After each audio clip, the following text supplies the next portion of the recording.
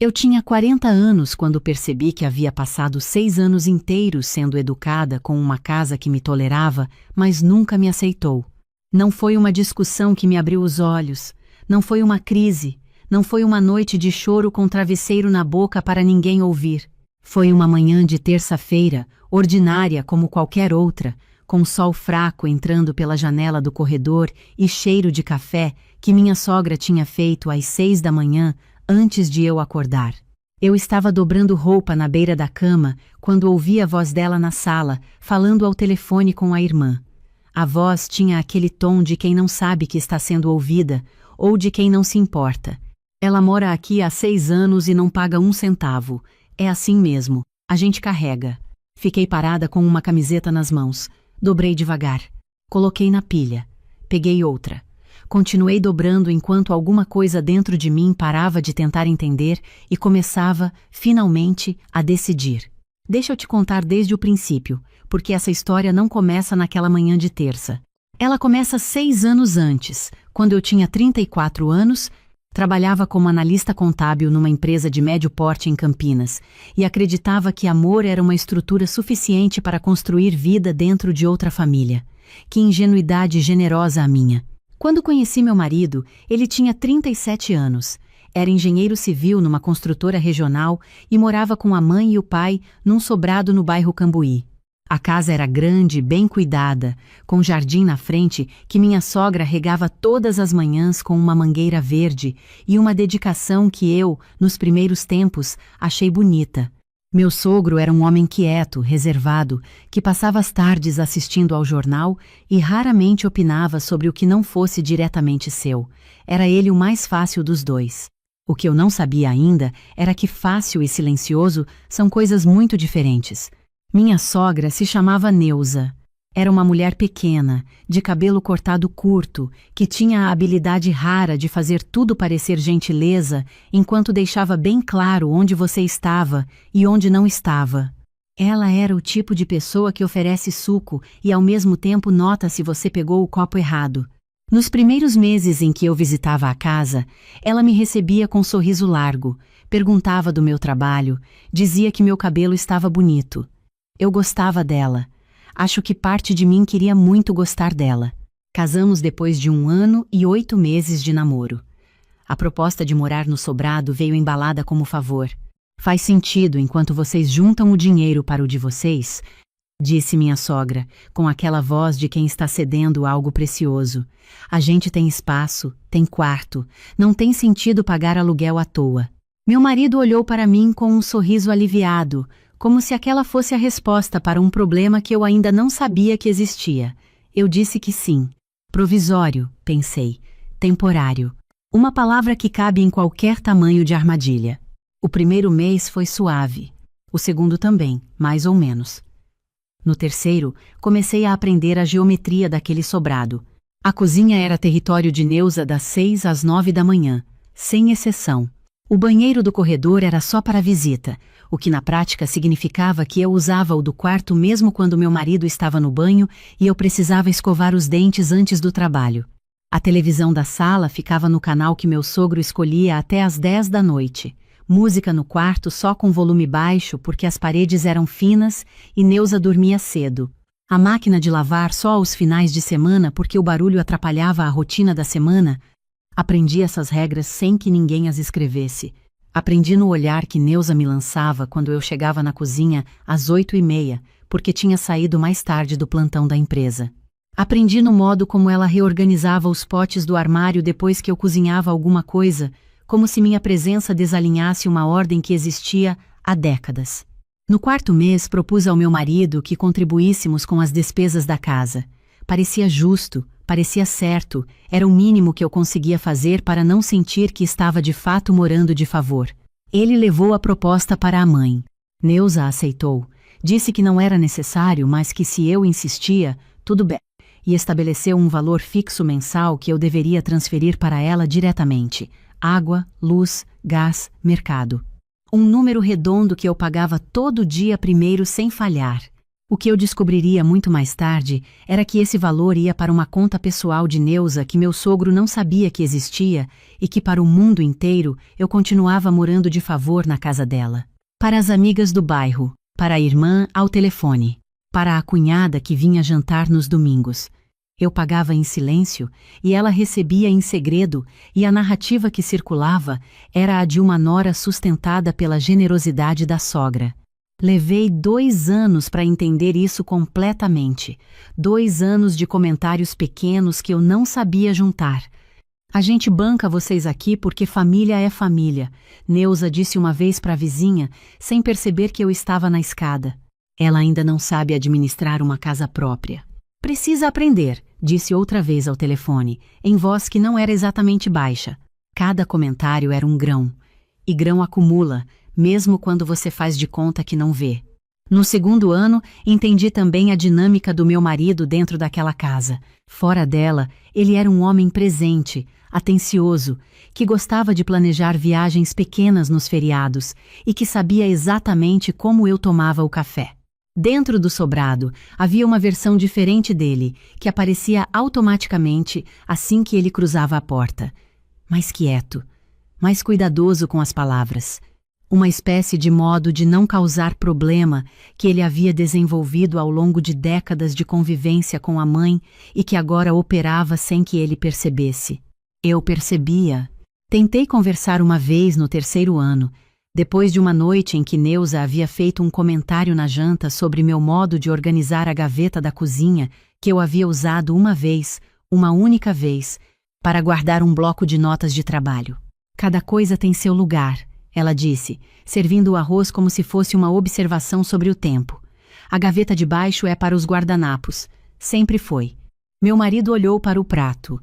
Eu sorri, disse entendido e me servi de salada. Mais tarde, no quarto, falei com ele. Disse com cuidado, sem acusação, que me sentia como hóspede que não sabe que está atrasando o check-out. Que precisava de um espaço onde minhas decisões tivessem algum valor, mesmo que pequeno. Ele ouviu, passou os dedos no cabelo, fez a pausa que eu já conhecia, aquela pausa de cálculo silencioso de quem está pesando as consequências de cada resposta. Minha mãe é assim desde sempre, ele disse. Não é com você, é o jeito dela de cuidar. Olhei para ele por um tempo longo. Depois disse: quando o jeito de alguém me afeta toda semana, todo mês, todo ano, em algum momento deixa de ser sobre o jeito dela e começa a ser sobre o que você escolhe fazer com isso. Ele não respondeu. Olhou para a janela. Naquela noite, algo pequeno se reorganizou dentro de mim. Não foi raiva. Foi uma espécie de clareza fria, como quando você finalmente acende a luz num quarto que ficou escuro tempo demais e vê que os móveis não estavam onde você imaginava. No 4º ano, Neuza começou a fazer algo que até então havia feito só de modo esporádico, passar pelas redes sociais minhas. Não diretamente, era mais sutil do que isso. Ela mencionava posts que eu havia feito, fotos de viagem, comentários. Vi que você foi ao restaurante japonês. Está caro isso, né? A gente precisa guardar mais. Ou então, vi que você curtiu aquela bolsa no Instagram. Bonita. Mas você já tem bolsas. Era uma vigilância suave, quase maternal, que tinha o efeito preciso de me fazer sentir que nada que eu fizesse existia fora do perímetro daquela casa. No 5º ano, aconteceu o episódio que eu chamo, para mim mesma, de um momento em que a areia transbordou. Minha mãe veio me visitar de Americana, onde mora com meu irmão. Ficou 2 dias. Neuza tratou minha mãe com uma cortesia fina como papel, o tipo de educação que parece perfeita, mas tem temperatura de geladeira. Minha mãe é uma mulher que percebe essas coisas, filha de nordestino que aprendeu a ler o que não é dito. No 2º dia, enquanto estávamos as duas no quarto com a porta fechada, ela me olhou direto nos olhos e disse: minha filha, essa casa não te quer aqui. Eu disse que estava exagerando. Disse que Neuza era assim com todo mundo. Disse as coisas que a gente diz quando ainda está tentando acreditar que é possível se encaixar num lugar que foi construído sem o seu formato. Minha mãe não discutiu. Só pegou minha mão, apertou uma vez e foi arrumar a mala. Depois que ela foi embora, fiquei sentada no jardim por um tempo. Olhei para as plantas de Neuza, todas perfeitamente alinhadas, todas do mesmo tipo, sem uma flor fora do lugar. Pensei que havia algo de metáfora demais naquele jardim para eu ignorar. Foi no início do 6º ano que comecei a poupar com um propósito diferente. Sempre guardei dinheiro. Cresci vendo minha mãe fazer contas na beira da mesa da cozinha, com caneta e papel, somando o que entrava e o que precisava sair, sempre com uma margem guardada que ela chamava de o dinheiro que não se toca. Aprendi desde cedo que reserva financeira não é luxo, é a única forma de liberdade que não depende de mais ninguém. Mas até então, eu poupava sem destino específico. A partir daquele ano, comecei a poupar com endereço. Não sabia ainda qual. Sabia que precisava de um. Meu salário havia crescido. Tinha feito uma pós-graduação em controladoria que me rendeu uma promoção e um adicional considerável. Assumi uma carteira de clientes maior. Passava a trabalhar também com consultoria em paralelo, alguns clientes autônomos que me contratavam por projeto. Meu marido sabia que eu ganhava bem. Nunca perguntou os detalhes. Assumia que eu poupava para a emergência, para a viagem maior que a gente ia fazer um dia, para o apartamento que estava sempre no plano. O apartamento estava no plano há 6 anos. Comecei a pesquisar imóveis da mesma forma que faço meu trabalho, com planilha, com método, sem pressa, mas sem parar. Primeiro entendi o mercado de Campinas, depois expandi para os municípios ao redor, Valinhos, Vinhedo, Itatiba. Fim de semana em que dizia que tinha reunião de ex-colegas da faculdade, visitava imóvel. Tarde de sábado em que disse que ia ao salão, passava antes numa imobiliária. Não era mentira completa. Era seleção de informação, que é diferente. Encontrei o apartamento numa quarta-feira à tarde, num dia que eu tinha saído mais cedo do escritório por causa de uma consulta médica de rotina. Passando de carro por Valinhos, vi a placa de uma imobiliária nova. Entrei sem compromisso.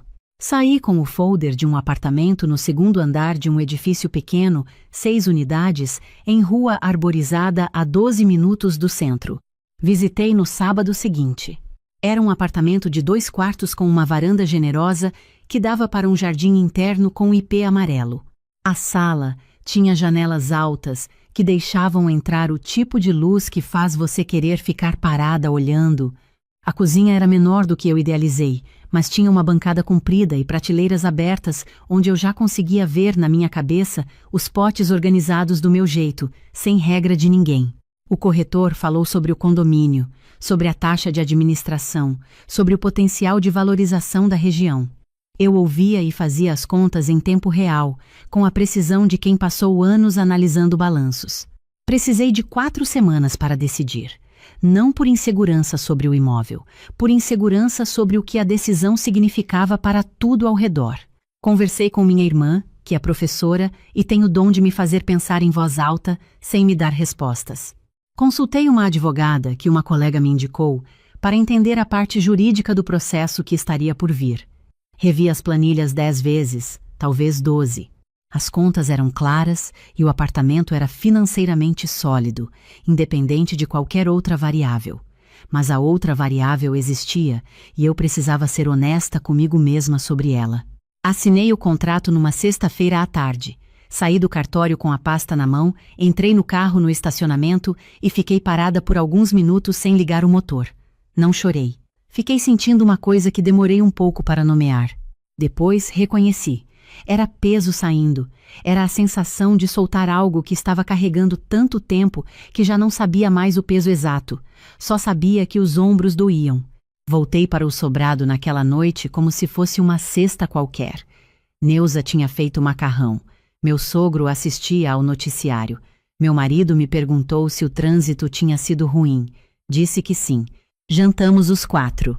Depois lavei minha louça, dei boa noite, subi para o quarto com a pasta de documentos dentro da bolsa de trabalho.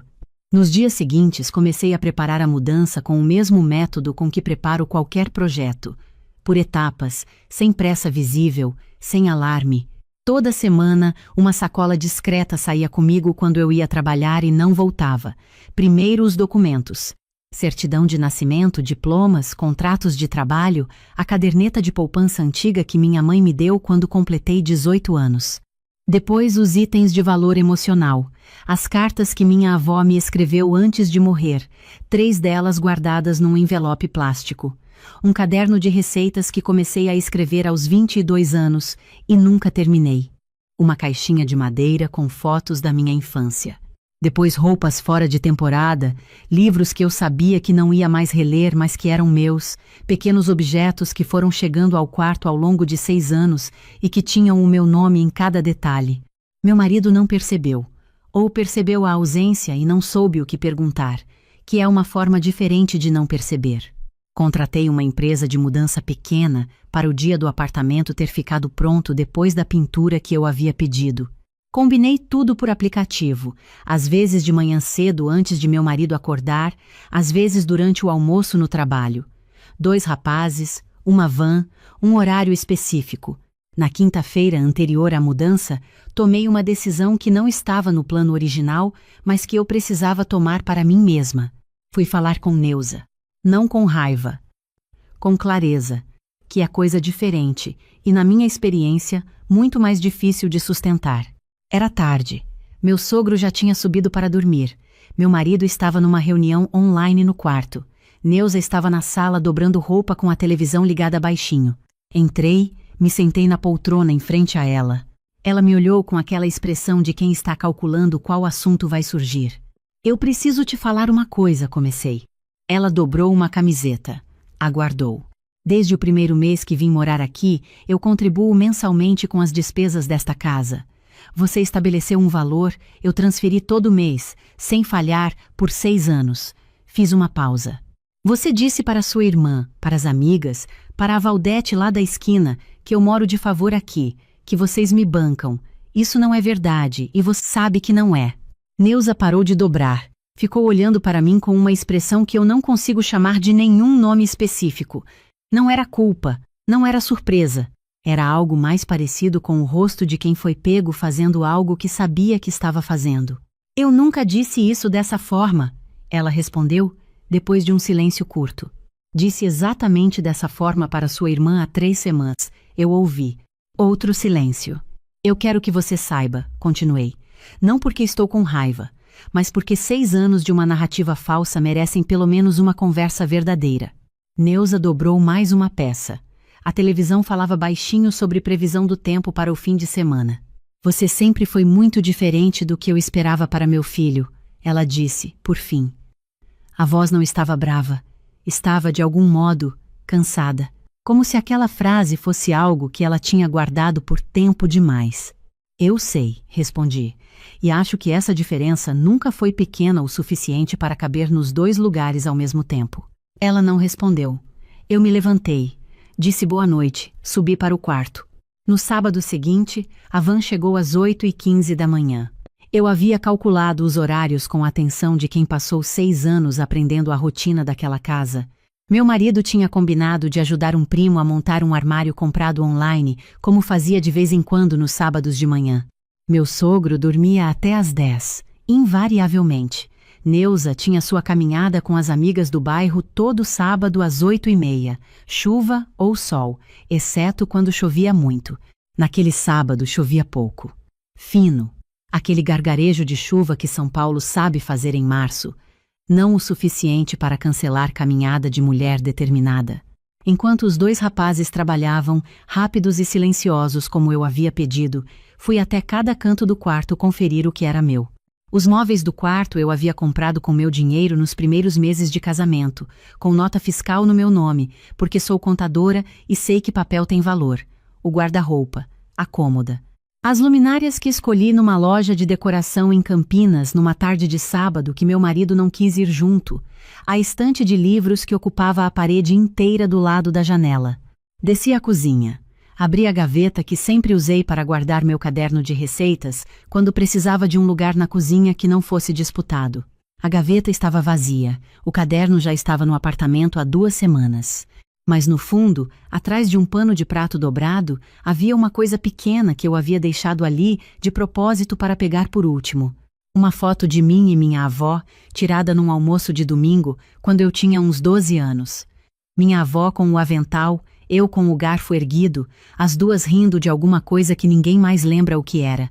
Eu havia colocado aquela foto na porta da geladeira logo quando me mudei, com um ímã pequeno. Neuza havia tirado sem comentário algum numa tarde em que eu estava trabalhando. Encontrei a foto na gaveta naquela mesma noite, sem explicação. Guardei, não perguntei. Algumas batalhas você escolhe não travar, porque está guardando energia para a que realmente importa. Peguei a foto, coloquei no bolso. Eram 8h50, quando ouvi os passos de Neuza na escada. A caminhada havia sido cancelada. Soube depois, porque a amiga principal tinha torcido o tornozelo na véspera. Ela parou no último degrau, olhou para os rapazes, olhou para as caixas empilhadas na entrada. Olhou para mim com uma expressão que era a mistura de coisas que eu não esperava ver. Desorientação, e por baixo dela, numa camada mais funda, algo parecido com tristeza. O que é isso? A voz saiu menor do que ela provavelmente queria. Estou indo embora, respondi. Simples, sem tremor. Ela ficou parada por um momento. Para onde? Você comprou alguma coisa? Quando? Como você? Tenho um apartamento em Valinhos. Assinei os documentos há algumas semanas. Está pronto. Ela ficou olhando para os rapazes que continuavam trabalhando, para as caixas, para os espaços vazios que iam se multiplicando no corredor. Seu marido sabe. Vou contar agora. Você não pode sair assim. Você precisa conversar antes. Você precisa. Neuza, eu disse, com calma que me custou mais do que eu esperava. Eu conversei com você na quinta-feira. Você sabia que isso estava chegando, mesmo que não soubesse a data exata. Ela ficou quieta. E quanto ao meu marido, continuei, a decisão de onde eu moro é minha. O que vem depois disso é uma conversa entre nós dois, que vamos ter hoje. Os rapazes terminaram, enquanto ainda estávamos em pé na entrada. Eu supervisionei os últimos itens. Assino a confirmação no aplicativo. Agradeço. Peguei minha bolsa, a pasta com os documentos, o casaco que estava no cabide da entrada, o meu casaco, que eu havia comprado em junho do ano anterior e que pendurei ali porque era o lugar mais prático, sem pedir permissão para ninguém, porque às vezes a gente se acostuma a ocupar pequenos espaços sem perceber que já os conquistou. Dei uma última olhada no quarto. Estava vazio. O estrado da cama que era da casa ficou. A janela com a cortina que era de Neuza ficou. Na parede, marcas claras onde a estante havia ficado por 6 anos. Um retângulo de tinta menos desbotada, exato, limpo, o contorno perfeito do espaço que eu havia ocupado. Desci. Neuza estava na cozinha, de costas para mim, com as mãos apoiadas na pia. Parei na porta. Dona Neuza. Ela se virou. Eu tentei, disse. Por 6 anos, eu tentei me encaixar aqui. Aprendi os horários, aprendi as regras, aprendi a ocupar menos espaço do que eu precisava, porque era o que essa casa comportava. Não estou com raiva. Mas também não vou sair sem dizer que sei exatamente o que aconteceu aqui. Ela me olhou por um tempo. Tinha nos olhos uma coisa que eu não esperava. Não era mágoa da minha saída. Era, eu acho, um reconhecimento. O tipo de coisa que mulheres de uma certa geração guardam fundo porque nunca souberam bem onde colocar. Você é muito teimosa, ela disse por fim. Sim, concordei. Herdei isso da minha mãe. Saí. Fechei o portão com cuidado. Entrei no carro. No bolso a foto de mim e minha avó. Meu marido ligou enquanto eu estava na rodovia, seguindo a van. Deixei tocar a primeira vez. A segunda também. Na terceira, atendi. Camila, o que aconteceu? Minha mãe me ligou. Ela está. Estou indo para o meu apartamento. Silêncio. Que apartamento? Em Valinhos. Assinei o contrato há algumas semanas. 2 quartos, varanda, 2º andar. Mais silêncio. Quando ele falou de novo, a voz tinha aquela mistura de confusão genuína e mágoa que eu sabia que era real. Você comprou um apartamento sem me contar? Esse dinheiro era meu, disse com calma.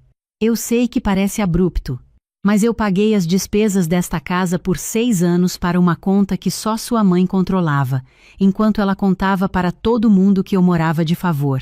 Cada real que eu guardei além disso foi com o meu salário, fruto do meu trabalho, e ficou no meu nome porque eu aprendi desde pequena que dinheiro guardado é a única voz que não precisa pedir licença para falar. Ele ficou quieto por um tempo. Quando falou, a voz estava mais baixa. A gente precisava ter conversado antes. Eu tentei conversar com você sobre como me sentia naquela casa pelo menos 4 vezes em 6 anos. Em todas as 4 você me disse que era o jeito da sua mãe, que ela era assim, que não era pessoal. Respirei. Quando o jeito de alguém me apaga aos poucos, se torna pessoal independente da intenção. Silêncio longo. Então é o fim? Eu pensei nessa pergunta. Pensei no homem que ele era fora daquele sobrado e no homem que se tornava dentro dele. Pensei em 6 anos de conversas baixas, de escolhas calculadas, de um amor real que não foi suficiente para se recusar a me deixar desaparecer. Eu não sei ainda o que é o fim e o que é o começo, disse. Mas sei que não consigo construir nada real dentro de uma estrutura onde você precisa calcular cada resposta para não desapontar sua mãe. Você precisa descobrir quem você é fora daquela casa. Eu já precisei descobrir quem eu sou dentro da minha. Ele não respondeu. Contrate um advogado para a parte legal se achar necessário. Eu já tenho o meu. Desliguei. Cheguei em Valinhos com a van às 10h30 da manhã. O ipê amarelo no jardim interno estava florido, coisa que eu não havia prestado atenção nas visitas anteriores, porque estava sempre com a cabeça cheia de planilha e decisão. Flores amarelas em março, abundantes, como se o prédio estivesse me recebendo com algo que eu não pedi, mas que chegou na hora certa. Os rapazes descarregaram com eficiência. Eu fui indicando os cômodos com uma precisão que me surpreendeu, como se eu tivesse decorado aquele apartamento na cabeça durante meses. Porque havia decorado. Quando todos foram embora, às 11h40 da manhã, fui até a cozinha. A bancada estava esperando, limpa, comprida, sem nada sobre ela ainda. Abri a bolsa. Tirei a foto de mim e minha avó. Fui até a geladeira. Colei com o único ímã que eu havia guardado especificamente para esse momento, bem no centro, na altura dos olhos. A foto ficou levemente torta. Endireitei. Depois pensei que não precisava ficar perfeitamente reta se eu não quisesse. Deixei levemente torta. Fiquei olhando para a foto por um tempo. Depois, sentei no chão da cozinha. Encostei as costas nos armários novos que cheiravam a madeira. E fiquei assim por um tempo que não sei medir, olhando para a janela com aquela luz de manhã de sábado que entrava sem pedir licença, que ficava onde queria, que iluminava o que escolhia iluminar. Não chorei de tristeza. Chorei de outra coisa, aquele tipo de alívio que você só entende quando sente, quando solta um peso que carregava tanto tempo que já tinha esquecido o formato do próprio ombro sem ele. Nos meses seguintes, a vida foi encontrando seu próprio ritmo. A poltrona que eu havia comprado no primeiro mês de casamento ficou perfeita no canto da sala perto da janela. Comprei uma planta grande, uma ficus, que coloquei na varanda e que cuido toda manhã antes do café. Comprei outra, menor, para a janela da cozinha. E mais uma, de uma espécie que minha avó cultivava e que eu nunca soube o nome técnico, mas que reconhecia pelo cheiro das folhas. No segundo quarto montei o escritório que eu havia planejado há anos. Mesa comprida, estante com os livros organizados por assunto, iluminação boa para as longas noites de consultoria. Os clientes autônomos cresceram. Assumi mais 2 projetos. A renda extra que antes ia escoando na conta de Neuza sem reconhecimento, agora ficava e se multiplicava. O processo de separação foi conduzido pelos advogados com uma tranquilidade que me surpreendeu. Meu marido pediu para conversar uma vez, pessoalmente, num café de Campinas, que ficava entre os 2 endereços. Fui. Ele tinha o rosto de quem estava dormindo mal há semanas. Falou que havia entendido coisas que não havia entendido antes, que queria tentar de novo, diferente, num lugar novo, sem a casa dos pais no meio, que havia conversado com a mãe. Eu o ouvi até o fim, depois disse: "Você teve 6 anos para tentar diferente. Não numa grande briga, não num momento dramático.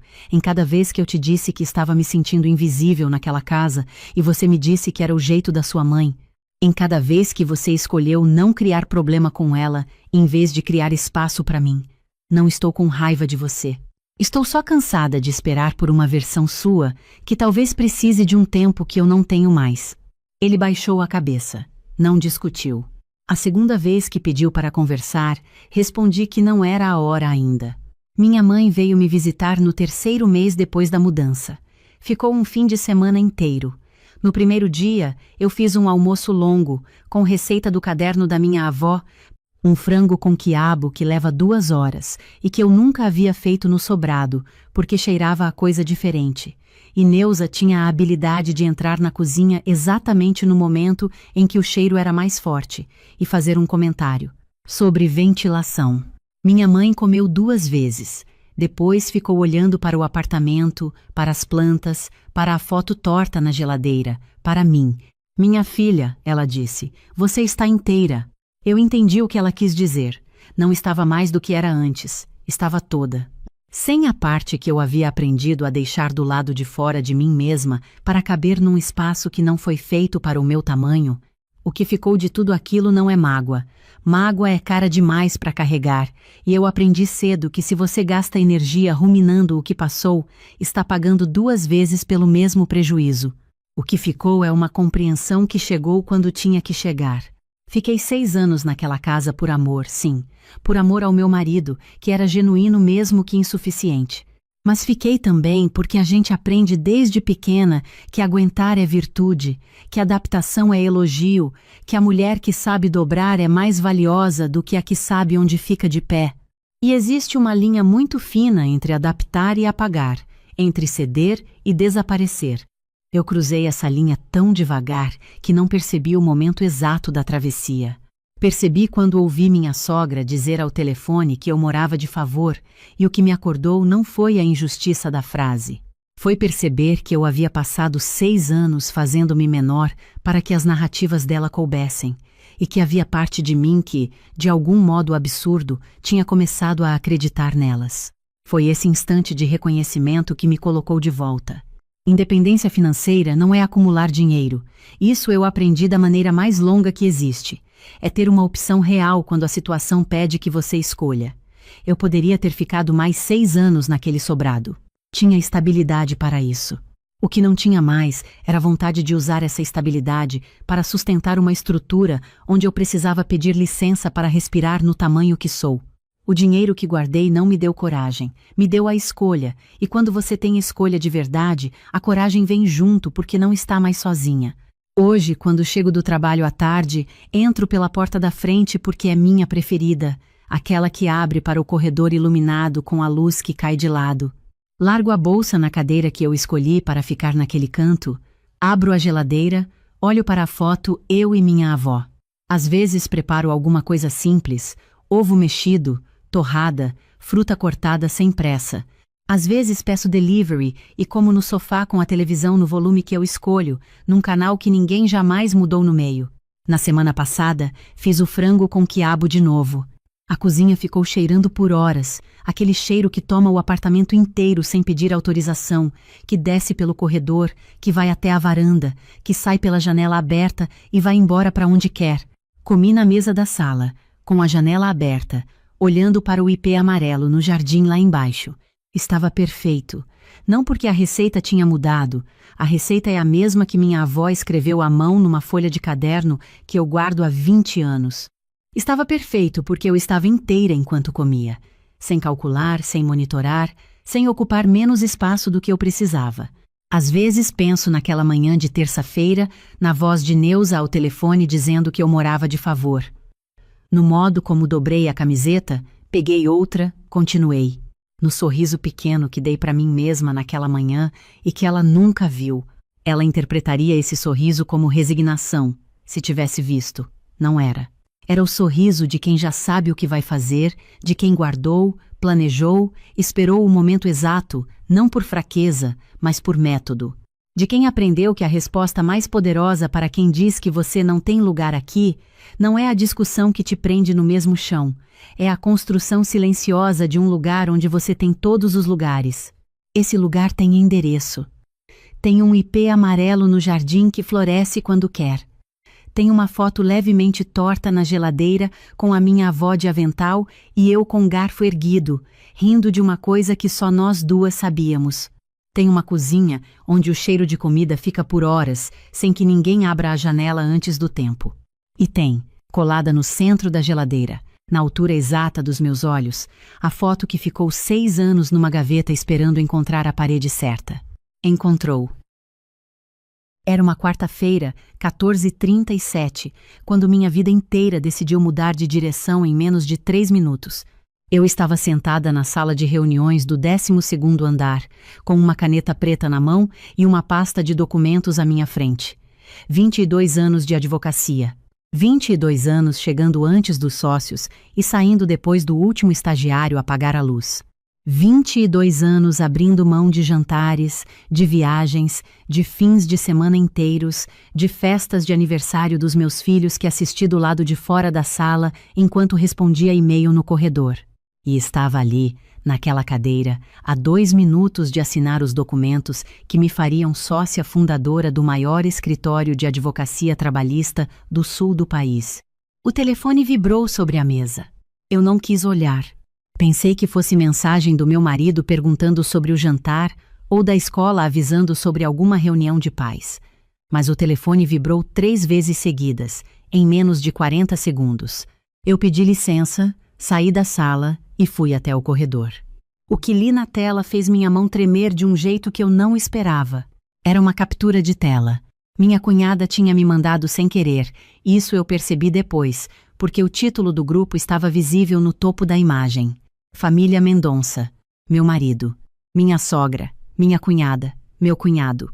4 dias de conversa, ali, compilados numa imagem que minha cunhada provavelmente estava tentando encaminhar para outra pessoa e errou o destinatário.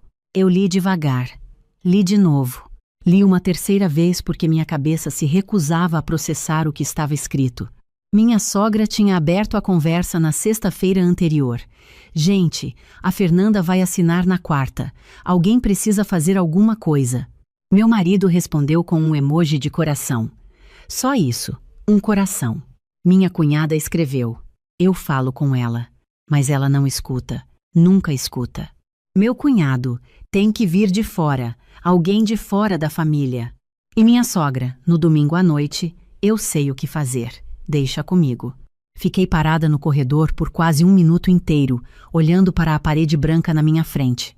Depois guardei o telefone, voltei para a sala de reuniões, peguei a caneta e assinei. Cada folha, cada página. Com uma calma que eu mesma não entendi na hora, mas que reconheci depois como sendo o mesmo silêncio que precede uma tempestade muito grande. Quando terminei, liguei para minha melhor amiga. Camila, você ainda tem contato do advogado de família que você usou em 2019? Ela ficou em silêncio por 2 segundos. Fernanda, o que foi? Eu te conto, mas precisa ser hoje. Fui buscar meus filhos na escola. Lucas, de 14 anos, veio correndo com a mochila saltando nas costas, já falando sobre um jogo que tinha na sexta. Mateus, de 11, mostrou uma prova de matemática com um 8 3/4 rabiscado no canto como se fosse troféu. Abracei os dois no meio do estacionamento sem conseguir soltar por um tempo maior do que era normal. Mãe, você tá esmagando, Lucas reclamou, mas estava rindo. Deixa, eu disse. Um dia você vai sentir falta. Que dia? Mais cedo do que você imagina. Preparei o jantar sem falar sobre nada. Meu marido chegou às 8 da noite com aquele cansaço que eu conhecia há 15 anos, jogou as chaves na fruteira e perguntou o que tinha para comer. Jantamos. As crianças foram tomar banho. Quando ouvi o chuveiro ligar, coloquei o telefone sobre a mesa entre nós dois. Você conhece esse grupo? Rafael olhou para a tela. Eu observei a cor sair do rosto dele em tempo real. Ele ficou olhando por tempo demais antes de falar qualquer coisa. Cadê você pegou isso? Sua irmã mandou sem querer. Rafael, o que é isso? Ele passou a mão no cabelo. Se levantou. Foi até a janela e ficou de costas por um momento longo. A Bruna estava preocupada com você. A família toda estava. Preocupada.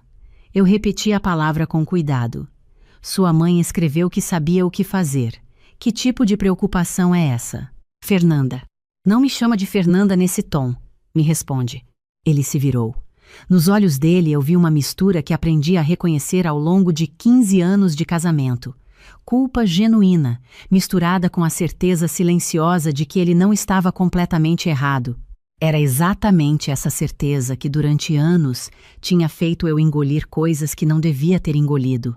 Eles acham que você vai sumir, ficar em São Paulo a semana toda, os meninos aqui com a escola e você só aparecendo no fim de semana. Eu já conversei isso com você. Nós conversamos isso juntos. Eu sei. Mas a minha mãe... Sua mãe não mora nessa casa, Rafael. Silêncio. Em 2016, eu recusei uma vaga em Brasília. Você lembra por quê? Ele não respondeu. Porque sua mãe disse que os meninos precisavam da mãe perto. E eu concordei, porque eu queria concordar, porque eu também queria estar perto. Mas eu abri mão de uma oportunidade que não voltou.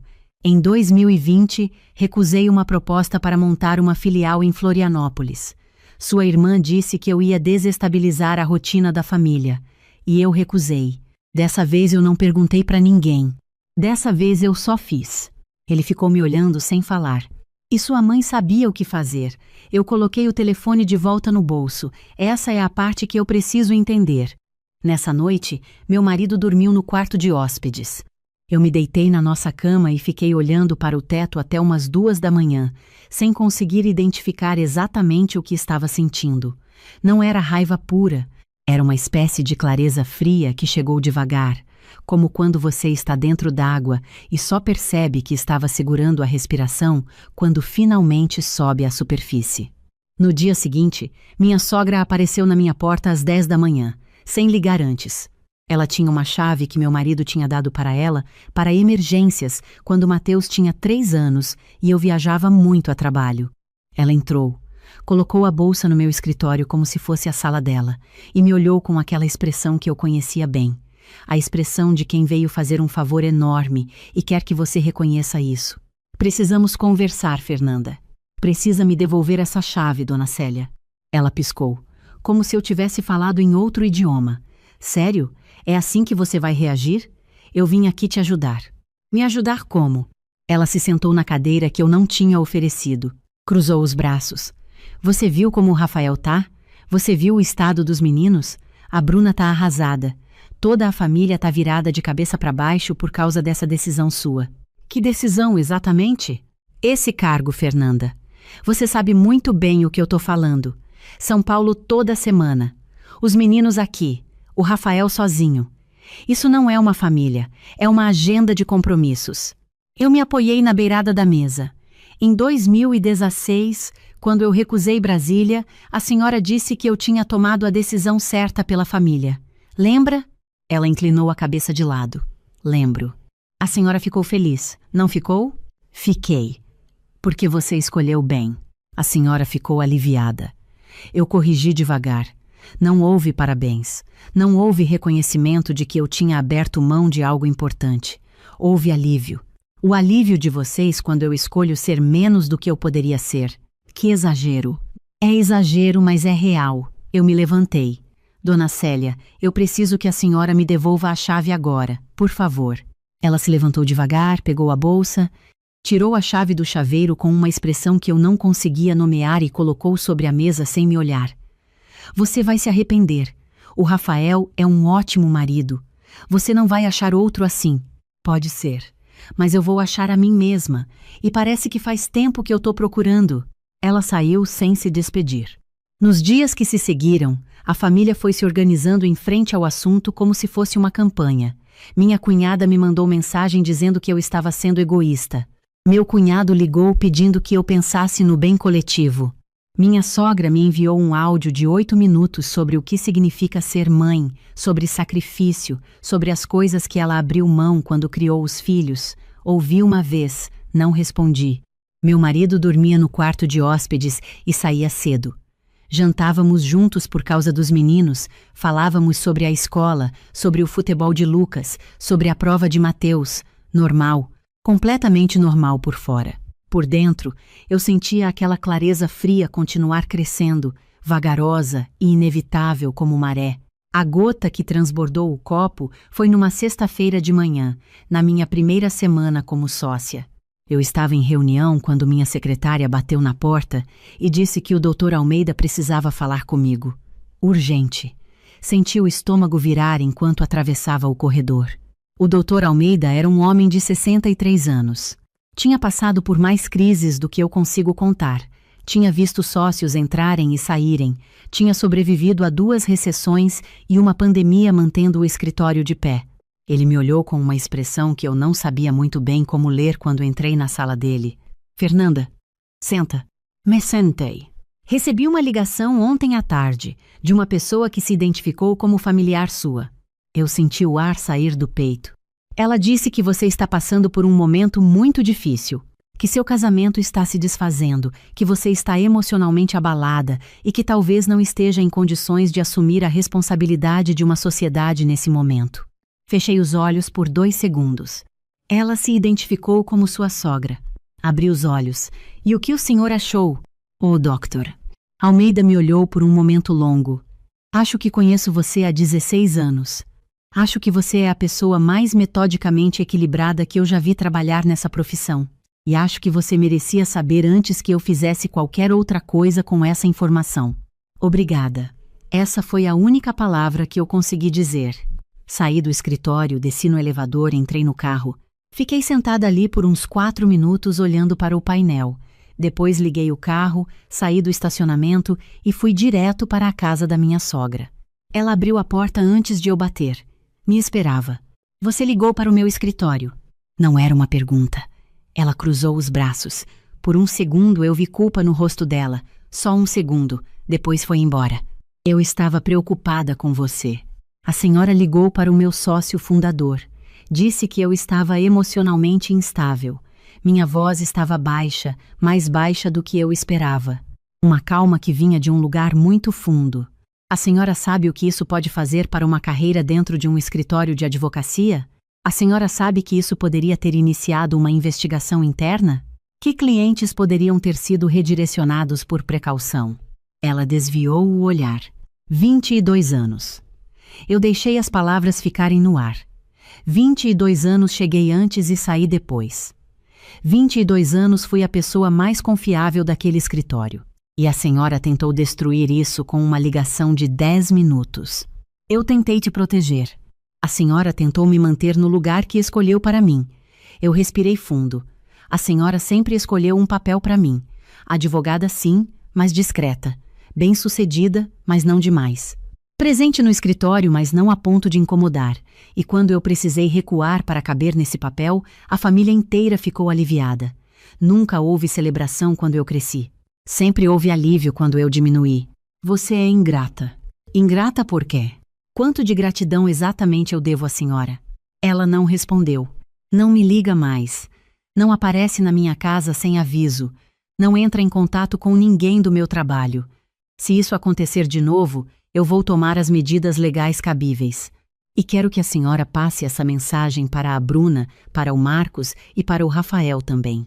Voltei para o carro. Sentei.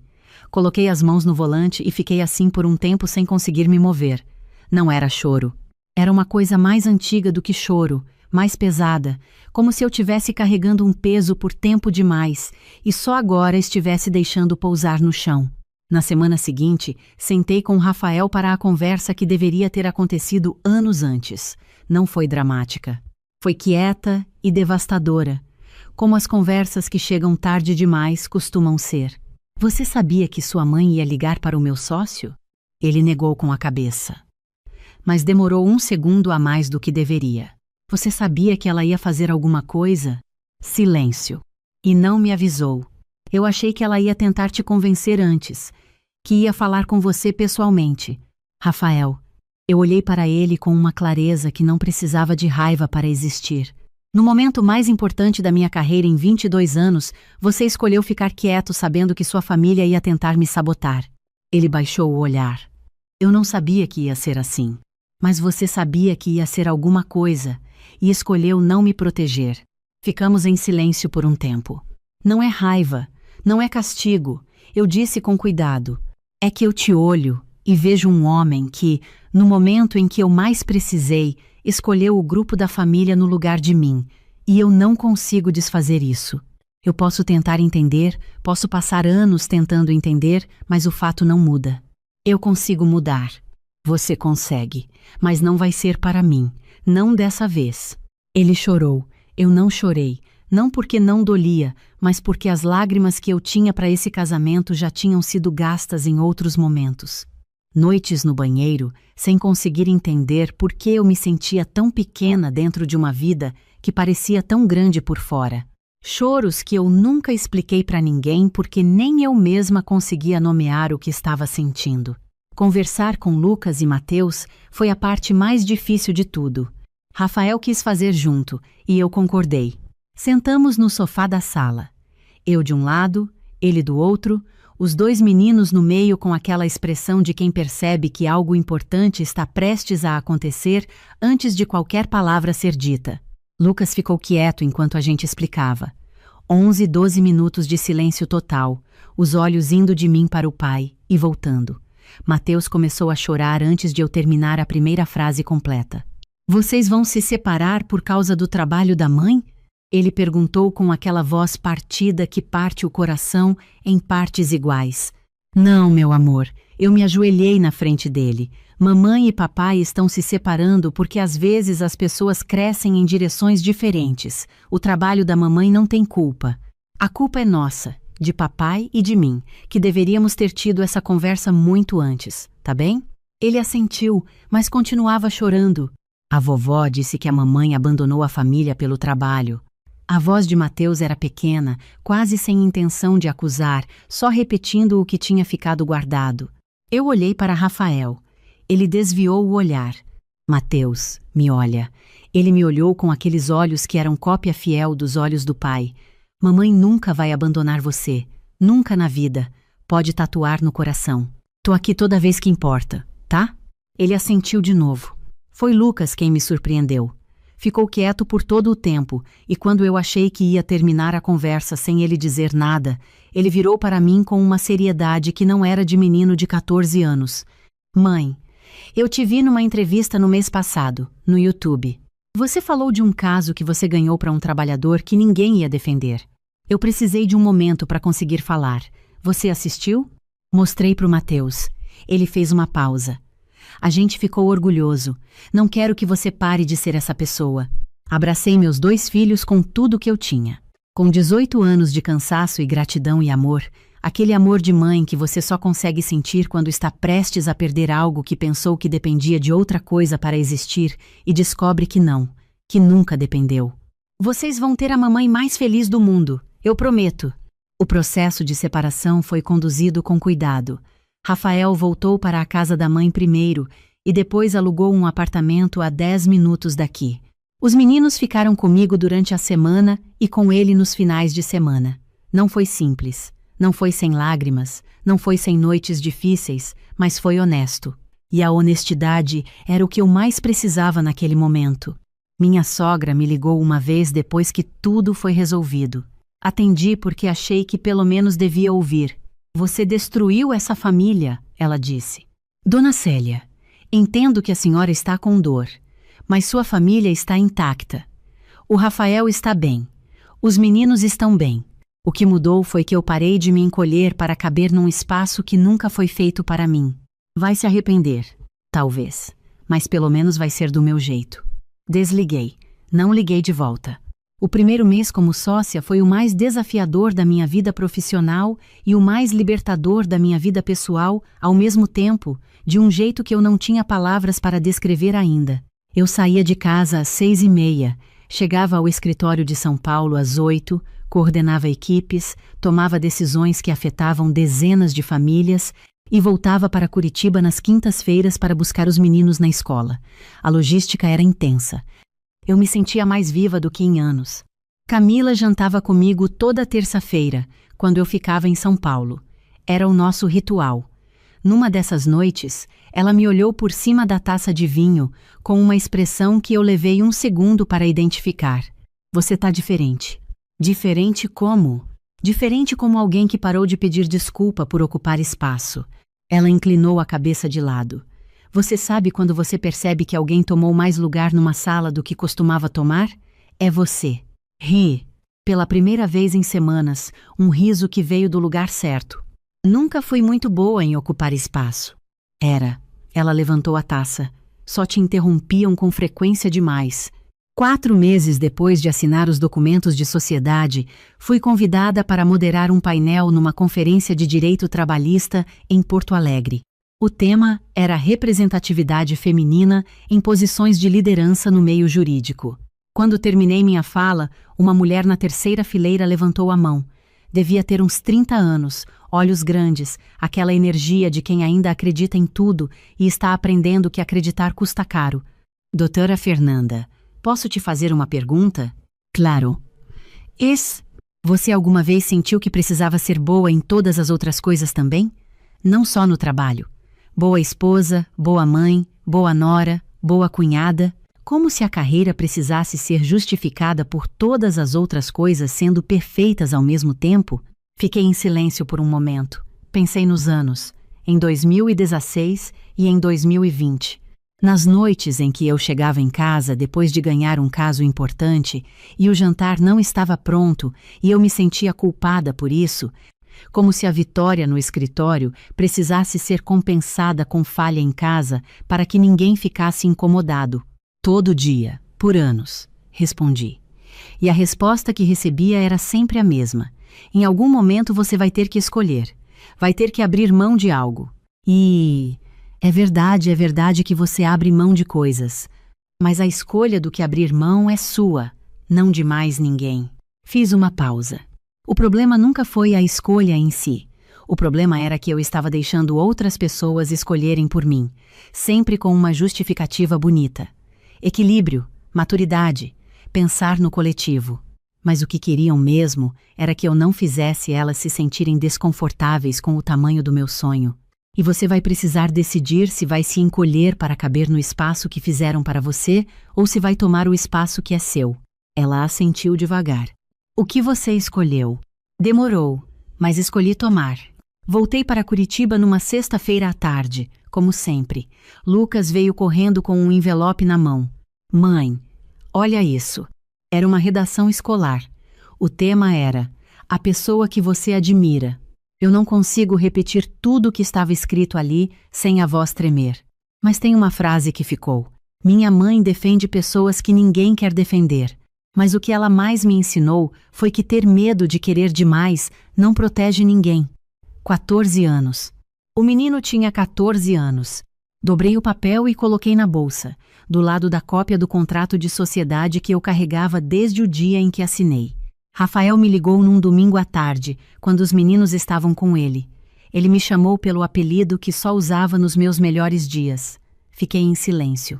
Tô em terapia, ele disse depois de um tempo. O terapeuta tá me fazendo perguntas que eu nunca tinha me feito antes. Que tipo de perguntas? Sobre o quanto eu deixei a minha família moldar coisas que eu nunca questionei. Uma vida inteira. Pausa. Eu errei com você, Fernanda. Não soube te proteger quando precisava. Tô tentando entender por quê. Fiquei em silêncio. Espero que você esteja bem, de verdade, independente de qualquer coisa entre a gente. Tô bem. Eu disse. E quando eu precisar de alguma coisa, vai ser porque eu quis, não porque alguém aprovou. Ele riu um pouco. Um riso cansado, mas honesto. Sempre foi a pessoa mais decidida que eu conheci. Eu só esqueci de celebrar isso junto com você. Cuida dos meninos. Desliguei. Fui até a janela. O céu estava naquele laranja específico de fim de tarde que só aparece em certas sextas-feiras, quando o sol desce devagar e parece que o dia inteiro estava esperando esse momento para revelar a cor certa. Fiquei olhando até sumir. Hoje, 5 meses depois daquela quarta-feira em que li um grupo de família no corredor de um escritório e voltei para dentro para assinar meu nome num contrato que mudou tudo, consigo olhar para trás com uma clareza que só o tempo dá. Não foi a assinatura que terminou o casamento. O casamento tinha terminado muito antes, no acúmulo silencioso de todas as vezes que eu disse que estava bem quando não estava, que concordei quando não concordava, que me encolhi quando queria crescer. O contrato só me deu um nome para o que eu já sabia. Lucas me disse semana passada que quer estudar direito. Quer ser advogado trabalhista, como eu. Passei 30 segundos tentando não chorar na frente dele e falhei miseravelmente.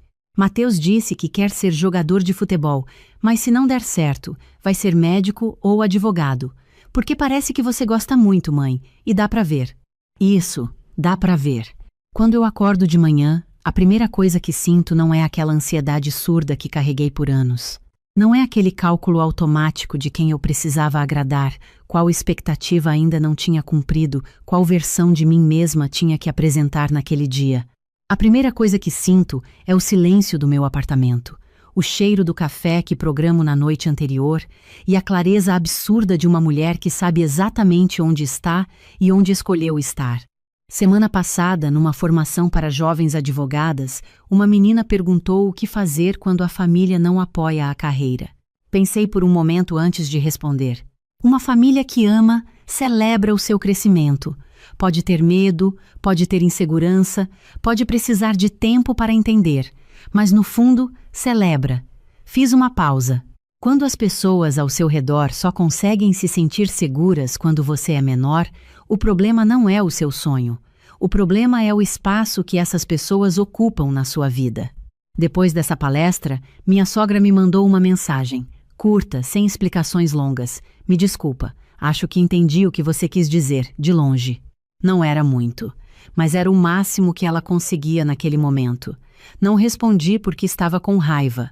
Respondi dias depois porque algumas conversas chegam num ponto onde uma resposta não muda mais nada, mas um silêncio compassivo deixa espaço para que as pessoas encontrem o caminho delas.